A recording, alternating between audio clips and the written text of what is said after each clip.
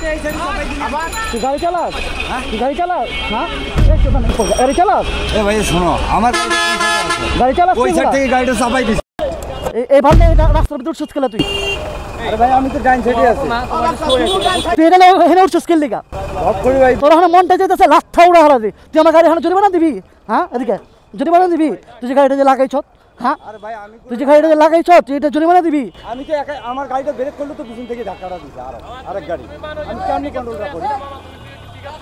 Auto চালাইছ তুই তো highway ঢুকছস, কি কারণে ঢুকছস? আমার গাড়িটা ঠিক আছে, আমার পাও ব্রেক, আমি পাও ব্রেক করছি।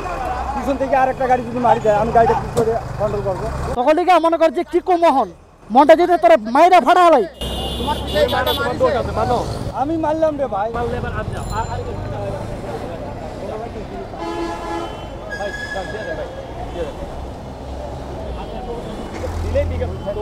তোরা উপরে হস্কেল দিকে এটা আমারে তোরা হাইরোডে উঠো স্কেল দিকে এটা কো মনে কর নতুন গাড়িটা এলো মানে খালি খালি ধাক পড়ে লোক খালি কোনোখানে দেখালি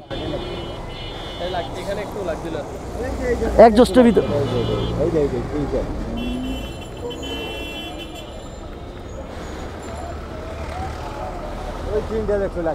আমার অন্যায় হয়েছে, আমি স্বীকার করছি, কিন্তু তুই কেমনে গাড়ি চালাস আমার বুঝা? কেমনে গাড়ি চালাস? আমার তো পাও ব্রেক রে ভাই, আমি তো ব্রেক করছি।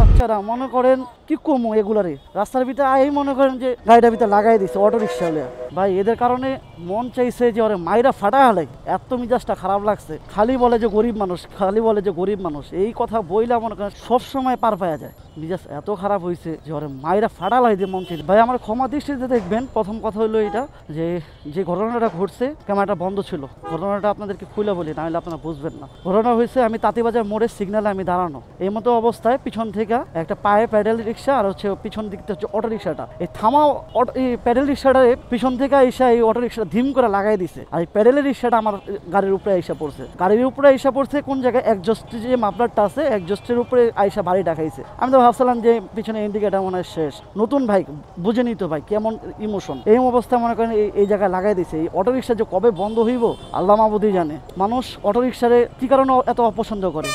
ওই ধুমছে গাড়িটা টাইনা আইসে আইসা ব্রেক করতে ব্রেক ধরে নেই। ওই প্রথমে স্বীকার করতেছে ভাই আমি ব্রেক ধরছি, ব্রেক কন্ট্রোল করতে পারি না। তার ভাই তুই এত জোরে চালাইবি কি কারণে ভাই? তোর যেহেতু ব্রেকিং কন্ট্রোল ভালো না, তুই তাহলে এত জোরে রিক্সা চালাইবি কি কারণে এই হাইওয়ে রোডের ভিতরে? আর তোদেরকে বারবার বলা হইতেছে যে তোরা লং রোডের ভিতরে আসবি না, ভিতরে থাকবি। তোরা এই হাইওয়ের ভিতরে আসোস, আইসা কি করস এই জোরে বাইক এই অটো রিক্সা চালাস। এই অটো রিক্সা যখন নাকি জোরে চালাস ব্রেক করতে পারস না, পরে প্রাইভেট কার অথবা বাইকের ভিতরে আইসা লাগাই দেস। লাগাই দেওয়ার পরে বলো যে সরি, একটা 3 লাখ টাকা 4 লাখ টাকার বাইকের ভিতরে তোরা আইসা লাগাই দিবি, ভাঙবি আর বলবি যে ভাই মাফ করে দেন গরিব মানুষ। এগুলা কি হয় ভাই? মাথার রক্ত মনে করেন যে ফুরফুটে গেছে। ওরে মন চাইছিল যে মায়েরা ফাটা ফেলে, এমন অবস্থা হয়েছে। আশেপাশে মানুষজন ছিল, এরা ভাই ওরা মাপ চাইছে, এই জন্য ওরা কিছু বলি নেই। আর দ্বিতীয়ত হচ্ছে বাইকে কোনো স্পট পড়ে নেই, জাস্ট মাপলাটার ভিতরে হচ্ছে ভারী লাগছে। যদি স্পট পড়তো আর গাড়ি বাইক হালাইতাম আজকে আমি। এত মিজাজ খারাপ হয়েছে আমার।